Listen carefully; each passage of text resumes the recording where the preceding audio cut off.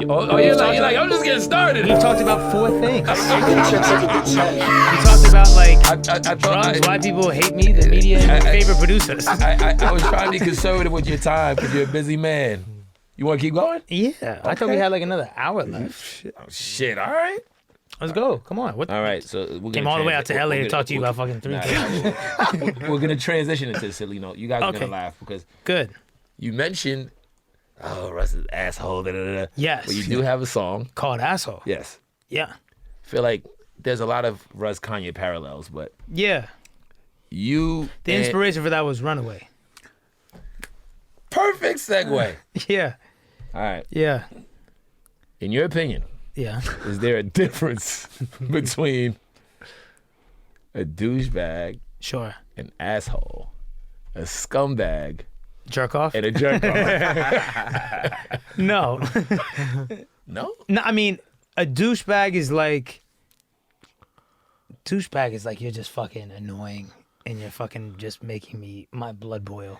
Asshole gets kind of a bad rap because if I walk into a room and let's say off principle, y'all had something fucked up here and I call you out on it in like maybe a harsh tone, oh, he's an asshole. It's like, am I or did you fuck up? You're saying things and you have a line that references to that. Like you're saying the things that people don't want to say. Right. But then you're the jerk. Right. Right. Jerk off and douchebag is pretty synonymous, I feel like. I think I'm an expert on this. Go ahead. I'm going to tell you. Yep. Asshole is separate from all these because you can be the nicest guy in the world And you're an asshole. and be an asshole. Yeah. Right? I'm a smart ass, so sometimes I get called an asshole. But I'm not actual dick. Right. Scumbag and Scumbag is something. Scumbag feels like you steal. A little Scumbag sketchy. you steal. Scumbag you Right? steal. You're a car salesman. Yeah, scumbag Right, you like steal. a used car salesman. Your shit Yeah. like pulling off the the kind of lot. Your person shit that don't work. your parents like don't hang out with that kid. You know what the 2020 version of scumbag is? Slime. That's the whole slime shit. Is scumbag. A slime is a scumbag. When you slime somebody, it's like you're doing slime shit, scumbag shit. Asshole is just like you said, you might just be honest with an abrasive tone. Sounds a little familiar. And you're an asshole. Douchebag, think frat boy. Yeah. Exactly. Think, just something about your energy, Yeah, like that's just douchebag a is little like- off. Like I'm douchebag like, is you're like packing the dip and you're throwing it in your fucking and you're like spitting and saying, so douchebag is like, you pull off with, you pull up with your shirt open too crazy. Like it's just something I about. think everyone's probably had a douchebag moment. Your fate is. You have like put it like this: somebody calls me an asshole, I'll be like, I'll dispute it or I'll take it. I will get offended if somebody calls me a douchebag. Yeah. I'll be like, what? But the sad thing is you can't control people's perception of you. Someone in life would have to say, I met him and he was a douchebag. Someone. Maybe when you were in 10th grade. Someone. At least one person would be like, yeah, he's a douchebag. It's just different when you're famous because there's way more people that'll call you. Amplified. Especially when you are a douchebag. Oh my God. And then jerk off. It's like a fuck up. Right? Jerk off is like when someone, you know what? The first thing that dummy. comes to my mind with jerk off is like someone cuts you off. I was about to say, yeah. You're a jerk off. Yeah. I think that's the lowest on the totem pole. No, scumbag. No. I don't mean in terms of like the dark. No, I mean in terms of like best. the lightest weight. It's the best. Right? Like if you call someone yeah. a jerk off, it's like they cut you off. No, you you're know like, what's scumbag crazy? is the darkest. That's when you're I- really going all the way. I think the don't lightest. asshole is the lightest? I think You don't asshole wash is the your balls. lightest. Asshole's the lightest. I think asshole is just Asshole's like the lightest. it's almost It's the most commonly jerk off- used. Yeah. it's almost complimentary. It's like a little bit of Yeah. a. Are you You turned can be a on? likable asshole. You're an Right. asshole. Right? A lot of people like that's a term like, yo, he's a lovable asshole. Yeah, I Like, think you just- asshole's late. I think asshole's late. You don't want to be a scumbag. Scumbag is we the all worst. agree that you don't want to be a scumbag. I'm not saying anybody Scumbag wants to is be a somebody scumbag. like fucking buys weed from you. Yeah. And they buy whatever they buy and they get back and it's just half of it. And it's just not, it's oregano. Like, this guy's a scumbag. Wait, you're quiet, which makes me think that you use these words interchangeably. Yeah. No. That's what that sounds. No, scumbag, like I said, scumbag, you don't use soap. Yeah, you're Interesting. doubling down on this. Like, yeah, you don't own a razor. You know, Oh, so I see you associate scumbag with dirt. yeah, it's just Fair 'cause foul. scum. You're just Exactly. foul. Yeah. Just a foul person. I know what you mean. know? It's those people in the movies that they don't shower, they're seedy, they work at the club, they just fucking scamming you and shit. Yeah, scumbag. All right, let's get back to rapping. So I was gonna ask you about you giving us context into who you are as a rap fan, but I feel like you've already done that with your breakdown of like the time where you were listening to the Kendrick Lamar EP and Friday Night Lights and Drake's and all that stuff.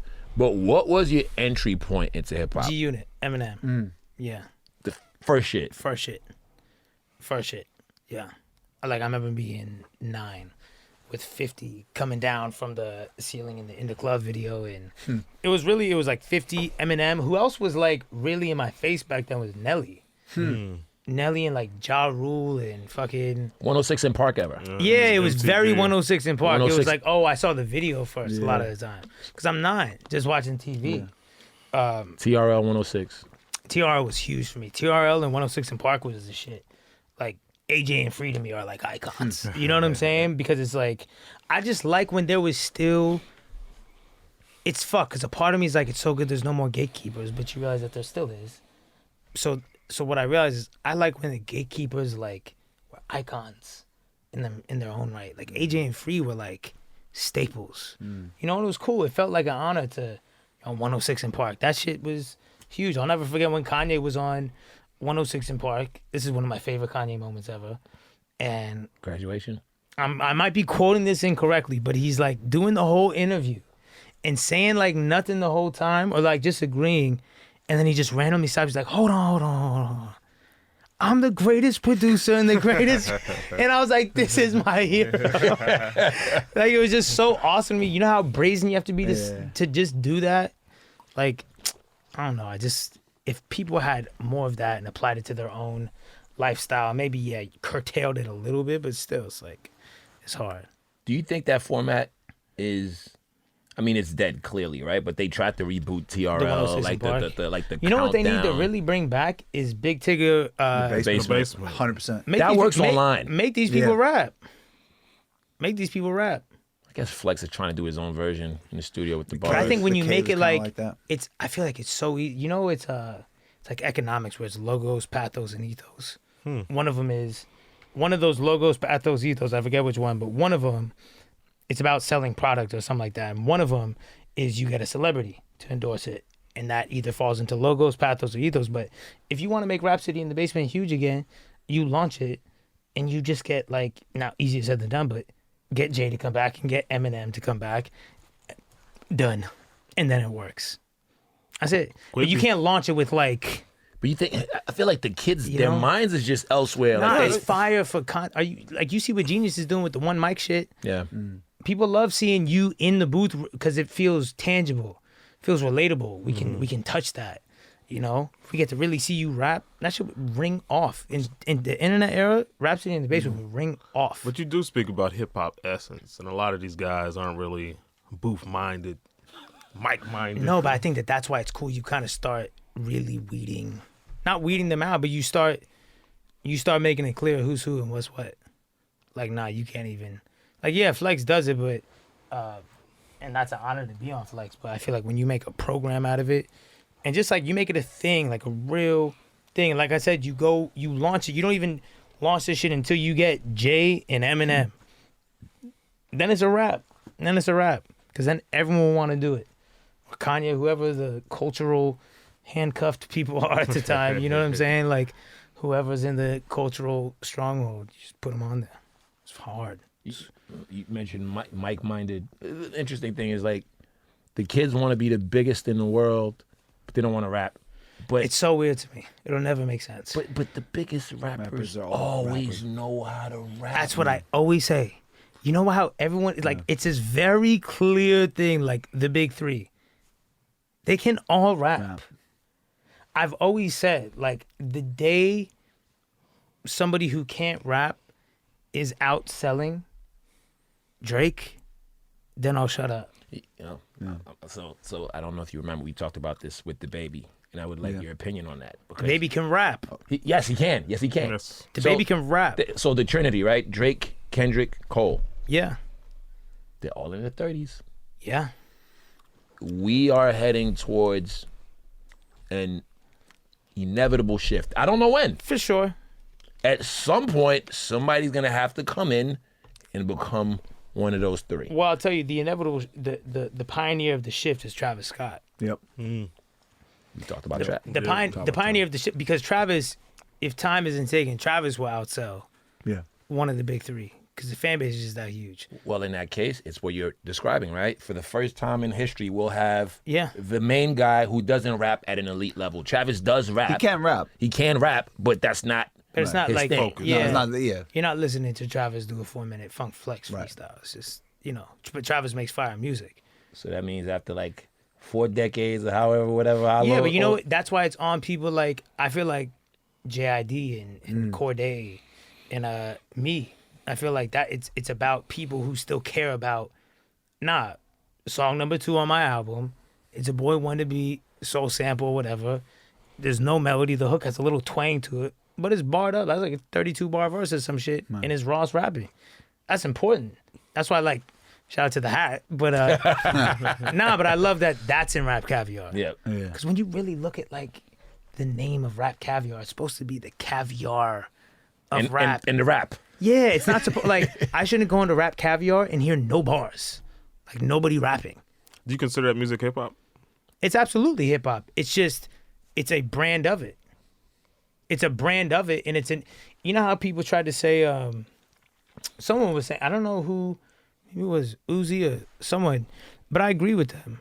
I don't think it was Uzi, but how rock has punk rock and alternative rock and hip hop has grown so much that I don't know if you can just blanket statement it anymore and just say it all has to be this. Yeah. I think I think there's party rap. I think there's, which is like Uzi's turn. I love futsal shuffle. Like I love that. I love, Travis Scott gets people turned. There's party rap, but then there's also like there's bars, and then you have that beautiful blend where it's great songs with bars, which when you do both things great, that's when you're Drake, Cole, and Kendrick. When you can make Humble, which you can play at a party, but he's rapping. Too much is one-sided, where you're either just, we don't give a fuck what you're saying, this shit's just put it on, let's get drunk to it. Or too much of it is just, I can never play this around anyone because it's just straight bar heavy, which I'll listen to like in the confines of my car and the headphones. Right. That perfect balance and medium to me is Drake, Kendrick, Cole. And I feel like I've filled that void too. I feel like I make great music that has bars on it too. Guess what? You could throw on at a kickback. You know what I'm saying? It's not gonna disrupt the vibes. It's still, up tempo enough, but it's bars on it though.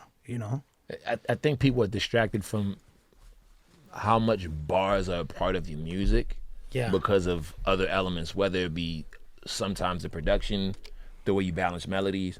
So like today, I do a lot of melody, right? Yeah. So which I would say is an unfair critique. Yeah, which I would say is an unfair critique because even Cole to this point and Kendrick, everybody's doing melody. Yeah, now. but you gotta understand. You know how both. we were just talking about like how do you not model yourself after Jay-Z? Yeah. I do model a lot of my shit off of. I feel like Drake is the most successful. See how Drake just has the most number ones. I'm trying to be Kobe. I'm trying to pass that, and I'm not stupid. I know like. Good luck trying to pass Drake and you don't do melodies. Like I'm trying to pass Drake. Drake is my favorite. You feel me? So this is all just like out of love, but that's the goal for me. That's the standard, and I know that in order to do that, you have to have crazy hooks in songs that like women fuck with. Which it all works out for me because I'm just being mean. It just works out that way. But I just don't know any rapper. I really don't. And I say this with absolute confidence, but no rapper besides Drake can give you Losing Control, and guess what? None. Let alone make the beat for Losing Control. For real. But like, why is that like me like bragging about like you brag about the Gucci store? You're lame. You feel me? Like I brag about the craft. Yeah. I brag about the craft. That's what hip hop's supposed to be about. But I think that's why I make the music I make because I've noticed that, first of all, that was just the music I like to make, is step one. And then I'm glad that, I'm right, because Drake's the biggest. It's true. It is. I think it even goes back. Drake has the best hooks in the game and can rap. When you do that, you give yourself the best shot. I know I'm giving myself the best shot. Because once this keeps popping, people saw it with Best on Earth. Where it's like, damn, the hook is crazy.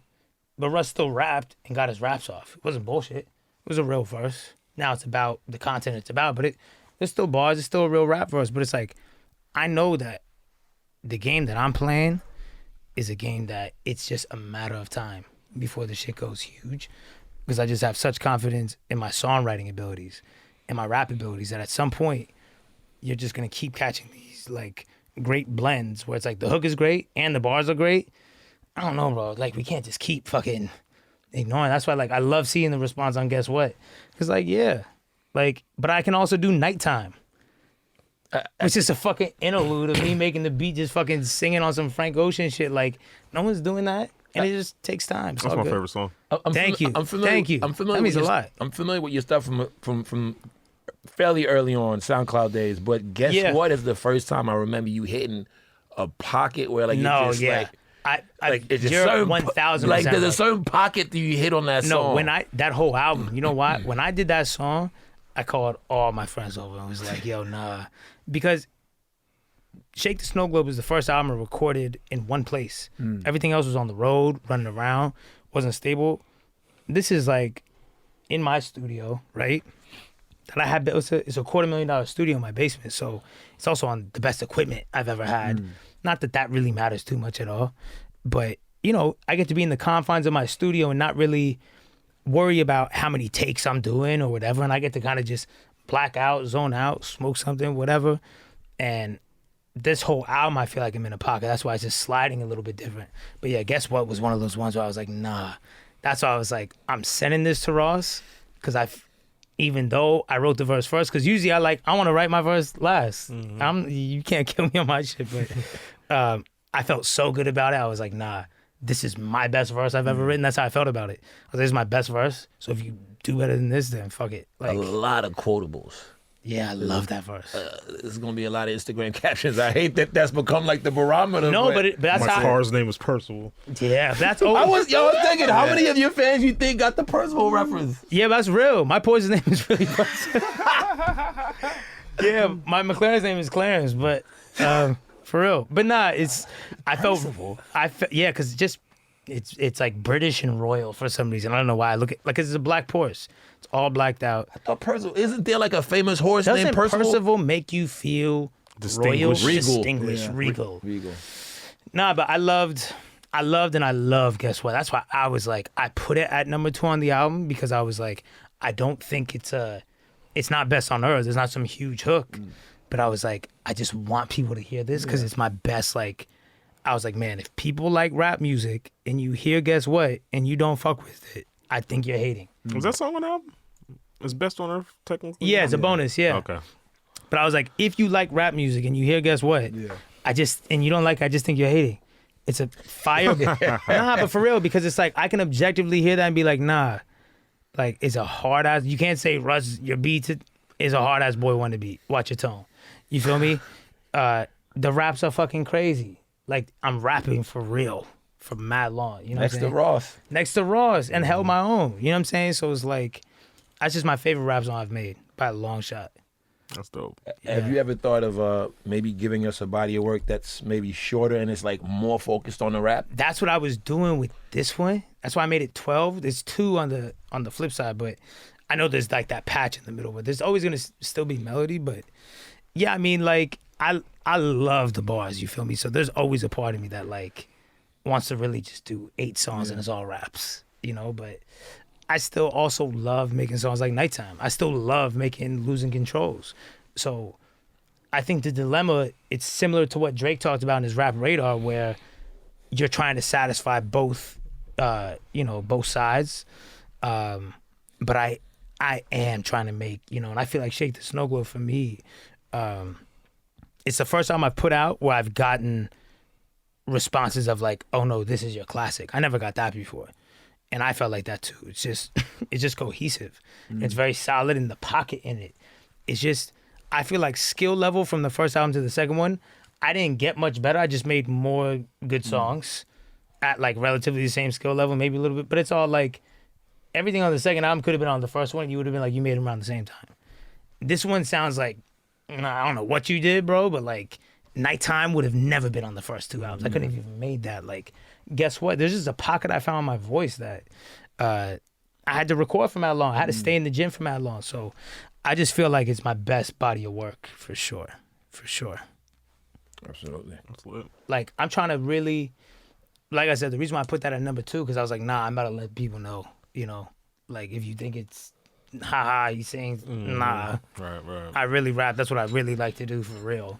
But what I want to do is just start fucking barring up with people. Like, I already hit Benny because Benny lives in Atlanta. Yeah. I was like, bro, pull up. Let's rap for 4 minutes. Put it out.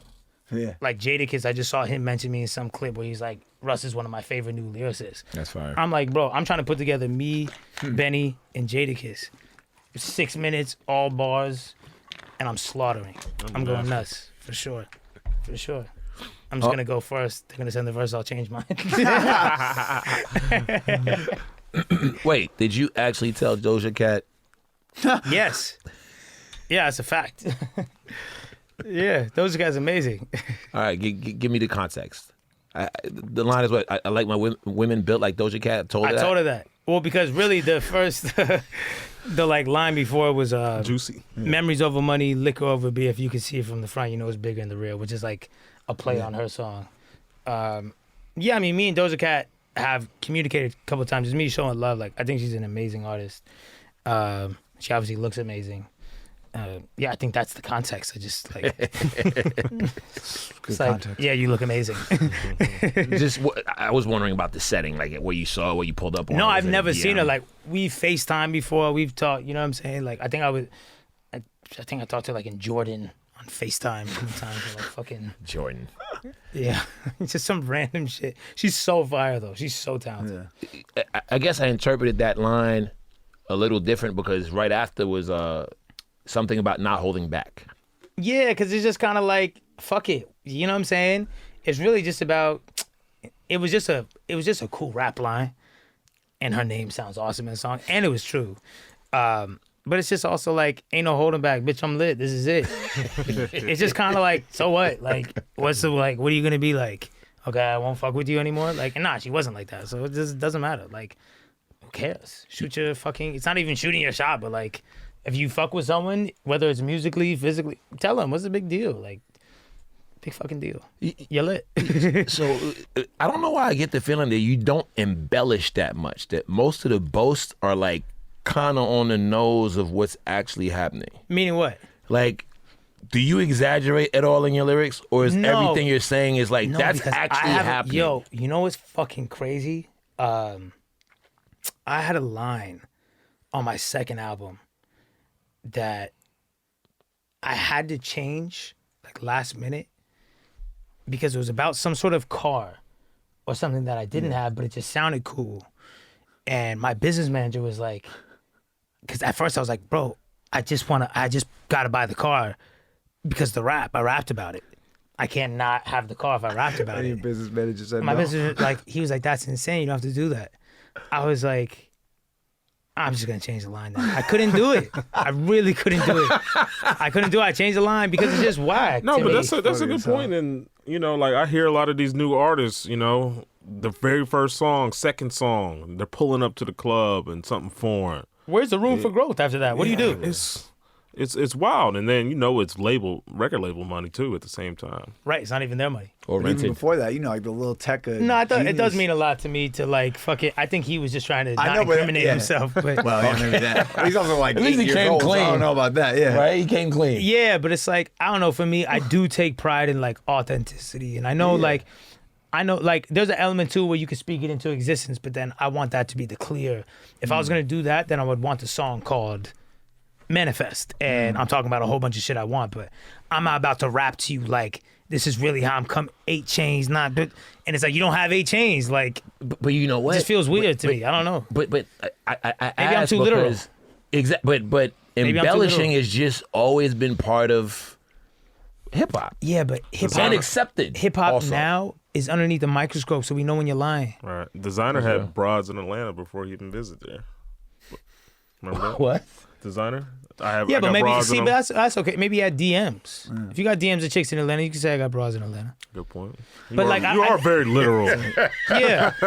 No, but I feel like it's just become very like we can tell when you're lying. Yeah. Because realistically, 20 years ago, if you say you do this or wear that, we're only gonna know once we see you at a show. Right. So as long as at the show you got on to this or whatever, it doesn't matter. But I don't know. I just feel, you don't want to fucking. I don't know. It's just like the worst in the world is to get exposed for some shit you're not living your raps. I gotta live my raps. Wait, you mentioned earlier that we have to wait and see, but I feel like there was more to the plan that you were wanting or willing to share. So you're 3 albums in now. Yeah. You're gonna keep feeding us with music. I'm gonna keep putting out music. Yeah. Yeah. What? He's got this mysterious role. Yeah, I'm gonna keep putting out music. All right. I thought there was a timeline. I thought we were losing Russ soon or something. Oh, because of like in an interview where I was like 2 more albums and I'm out. Yeah. Yeah, but that's beautiful that I said that because I was accurate at the time. That's how I felt.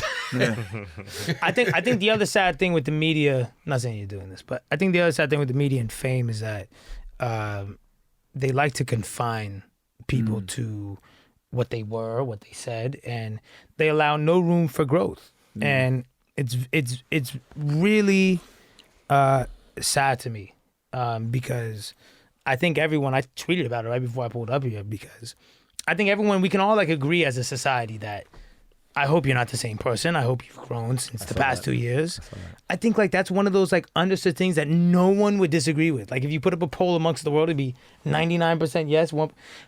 But then it's like you get fans who are like, do the 2017 thing, bring back the old thing. It's like y'all are so, I understand y'all are just so removed from celebrities or artists that you think they're not real people. So you just assume that we're in here like pressing download on something and out pops a 2017 song. You think that we're just like absolutely choosing to not be on that. It's like, no, it's just I'm me now, and you can't keep me in a prison of where you met me at. And you also need to understand that a lot of times your favorite songs from your favorite artists are a mirror for where you are in your life. A lot of people love Take Care more than If You're Reading This Is Too Late because of where they were at when Take Care dropped. Like I was saying, I love, like there's a reason why my Bible of songs going into recording was what they were. Warm Up, EP, So Far Gone, Marathon, Cuddy, and then obviously the 50s and before that. But it's because they dropped at the inception of me starting to try and record. So that is going to form my recording, but it's like, I can't be mad that Kendrick has moved on to make what he's moved on to make. My favorite album is still EP. My favorite Cole project is still The Warm Up. That doesn't mean that I can't be mad that they're not trying to do that again. That was fucking 10 years ago. You know what I'm saying? Like, and I have a crazy like just 2 minute, 2.5 minute. I call them rant tracks. All my homies call them rants where it's just bars. There's nothing. It's just bars and you're just snapping.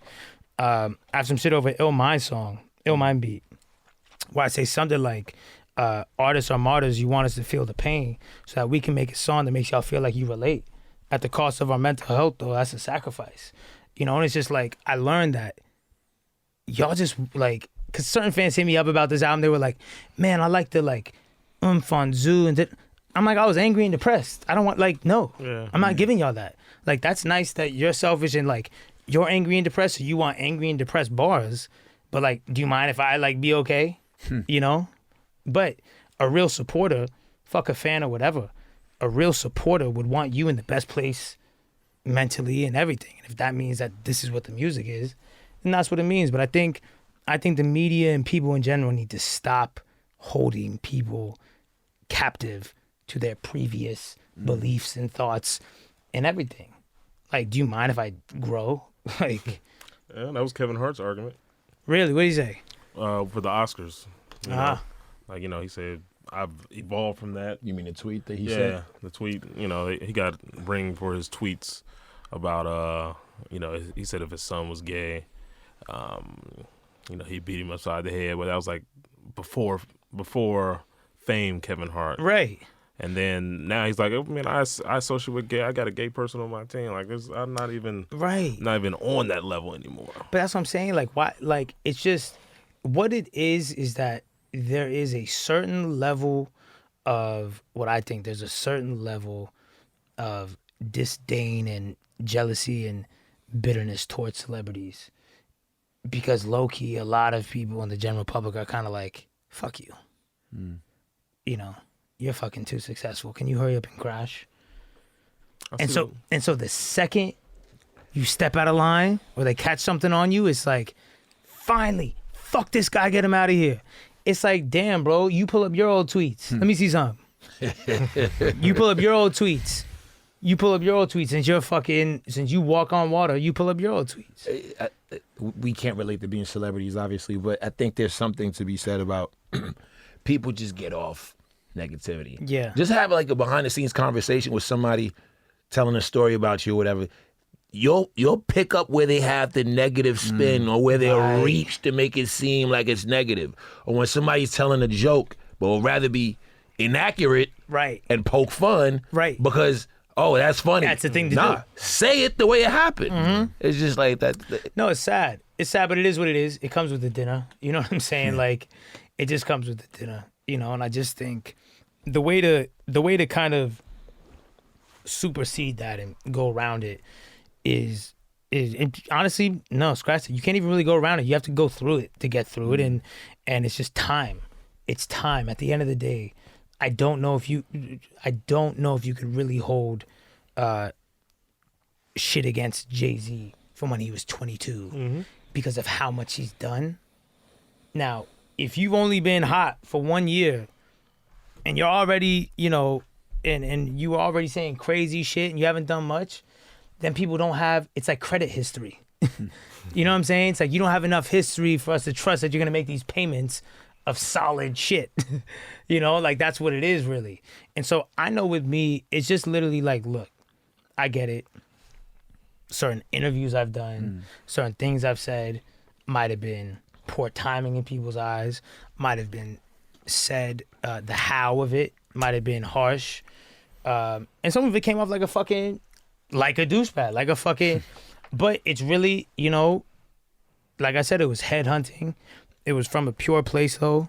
It was pure intention. And that was me then. And I feel like I've grown now. And I feel like this album is a real significant symbol of growth and maturity and settling in. And I just know that's going to take me 3 more. And then people are going to be like, I don't know, bro. He's like on a 6th album, it's still hard. He's got 58 plaques and he's done hip hop right. Because the beautiful thing about hip hop is hip hop doesn't care about numbers, which is why Nipsey has the impact he does. Nipsey never had a fucking top 10 Billboard, whatever, but Nipsey has more impact than a lot of people who have had top 10 Billboard, you know, songs. So it's about what you leave behind and about how and about the impact. And that's why I'm very careful and I do take pride in the messages that I try and give in interviews and Twitter and the book that I put out, because I feel like at the end of the day, you don't have to like my music. And I got, you know, I get a lot of people after these interviews that say, you know what, I don't like your music, but I like what you said. And almost that means more to me, because I understand if you don't like, I don't listen to Tyler, the Creator, but I think Tyler, the Creator is an amazing person. You see what I'm saying? Like, that shouldn't be offensive though. Like, if I don't listen to your music, that's not like, oh, I don't fuck with you. Right. It's like, no, actually on a deeper level, I fuck with you even more than the music. Like, I fuck with you owning your shit, being yourself in front of the world. You know what I'm saying? Creating the brand. Like, just because, like, the noises you choose to make in a studio, I don't listen to. Big deal. Who cares? So I understand if people are like, nah, I just can't rock with the music, but I fuck with you. That's why I'm going to be around forever, because I'm not getting people to just fuck with the music. I'm getting people to fuck with me. And I'm going to always be me. So that's why, and I think that that's what someone like Tyler has shown, and someone like Nipsey showed. Like, you didn't even have to like Nipsey's music to respect it. You didn't even have to know it to respect it. You felt the respect from around the world, you know? And I don't know, that's what I'm on. I'm creating an ecosystem of people who fuck with me and who respect the mentality, and people who are open to receive the type of information I'm trying to give them. And I think it's just creating a really hardcore, dedicated fan base that isn't going anywhere because they'll be like, you know what?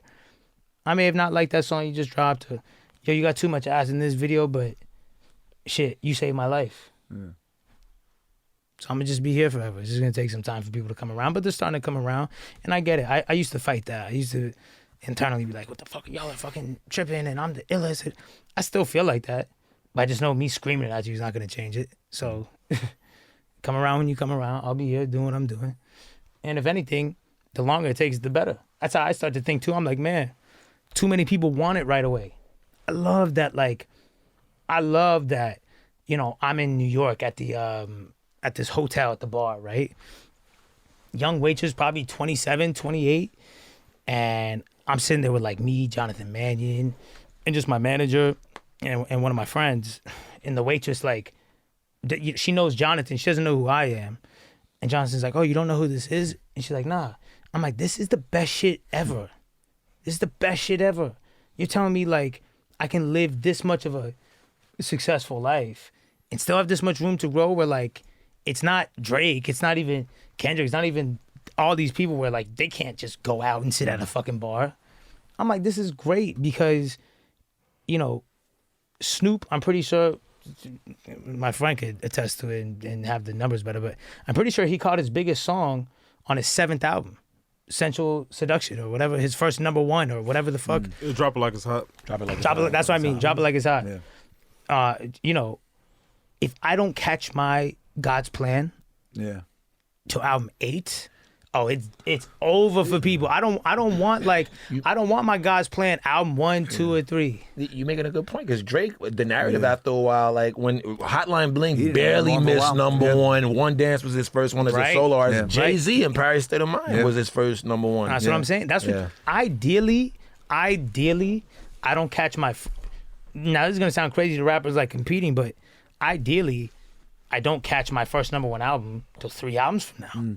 Because all that means is that you're telling me I get to be my biggest later on. It's like Tyler. That's longevity. Yeah. Now, if it happens beforehand, cool, but I'm not in a race to like hurry up and give me everything. Give me the #1, give me the Grammys, give me the this. Nah, I'm going to take my time with this because I'm running the marathon. I'm playing a long game. You know, longer it takes, the better. And the longer it takes for you to get on, the longer you're here, so... Something that's also kind of in common with a lot of the people we've been talking about. Do you feel like it's important for you to develop another generation of acts that you're either producing for, that you're bringing up under you, not only from the standpoint of the principles that you're passing 100%. on, but creatively? 100%. I always just wanted to make sure when I would see artists do that, I respected it, but I always wanted to make sure that I was solidified first. You know? Right. I want to make sure that like I'm super good because I know that that's a whole thing, and I know that the way I am, I want to be hands on, and I don't want to be hands on with someone and splitting careers and all. Like I want to be kind of on my one album every 2 years wave, where I can take that time to like, yo, let's just go to Hawaii for a month.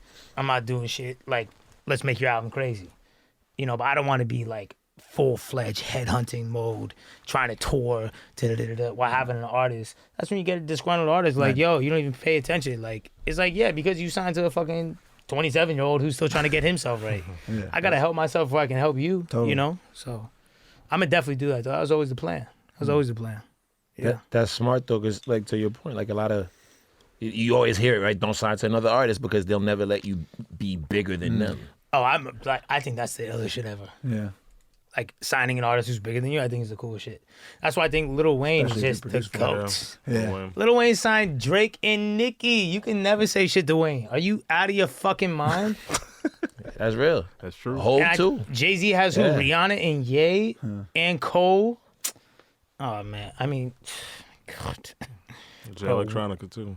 Like, oh my God. That's sad. It's sad because of how ill he is. It's just like, damn, bro. It's gonna sound cliche, but I just remember 2010, or was it 2009? 2009. Exhibit C. Exhibit C. I remember like that's still you know that meme where it's like if someone puts a gun to your head and tells you to rap a song word for word, it's Exhibit C. You doing Exhibit C? Oh wow. God really? damn. That's incredible. I want to die. Nah, bro. Exhibit C. Don't quote me on it now, but bro, like even right now, I probably would fuck up like 5 to 7 words, but nah, bro. Like I'm rapping Happy Birthday. That's fair. I saw someone say "Around the World" by Daft Punk. It's got 3 words in it. All right. Mine was y'all saying happy birthday. Mine was a sheer flex. Now y'all making me look like ass. I thought we were trying to compete. I mean, you went super complex. Exhibit C. I don't know what it's not easy to recite. Yeah, but his flow was so digestible. It was nasty. When I was sleeping on the train, sleeping on Mesereau Ave out in the rain, without even a slice of pieces to my name. Too proud to beg for change, mastering the pain. Come on, bro. Fire. Wait. I used to get dizzy spells here, little rain. Yeah, Exhibit C confused. Confused for a minute. Huh? Wait. C is the C is the one. The first one. No. C is the second one. No. Yeah. I like C's the You like upbeat one. Exhibit A more than Exhibit C? Yeah. C is tip hit me up on a text. What you waiting on?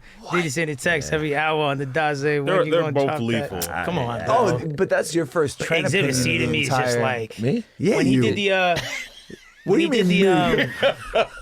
hardest part of that song is when he does that fucking breakdown of they call me Jay like Yeah. Oh my Jay god. like Ramadan, Ridiculous. Jay like Hanukkah, Rasulullah Subhanahu wa Ta'ala That through was your the monitor. craziest. My Uzi still weighs a ton. Check the. Oh, come on, bro. I remember being so hungover on New Year's Day listening to that, just being like, "This is the greatest thing that anyone's insane. ever done." The album exists.